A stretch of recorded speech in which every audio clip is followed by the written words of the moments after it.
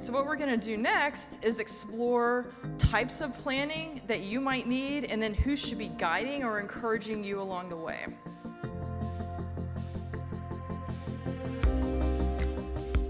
No change of habit is effective without an accountability partner.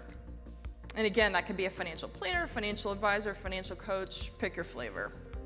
In my opinion, the advisor should help you vet relevant goals, help you define what success is, and help come up with a way to track those goals based on what you're trying to do.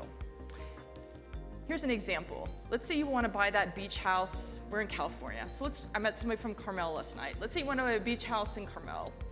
And so the advisor should figure out what's the best kind of account to set up, what's that tax status of that account, what's the commensurate risk that we need to have in that account in order to achieve that goal. And I think it goes without saying that would look very different than if we're trying to fund a college education for a kid or if we're trying to fund a retirement. So it's a 3-step process. Number 1, identify your personal goal.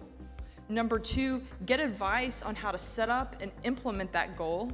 And number 3, work with your advisor or accountability partner on how to monitor progress and see if you're on track with that goal. Financial planning is like health. It is not a set it and forget it thing. It's like a muscle. It constantly needs to be maintained. And a third-party accountability partner will ensure that you'll have a higher probability of success with staying on track.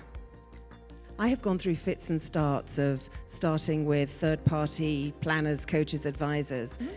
How do you advise us to get past the 27-year-old mansplaining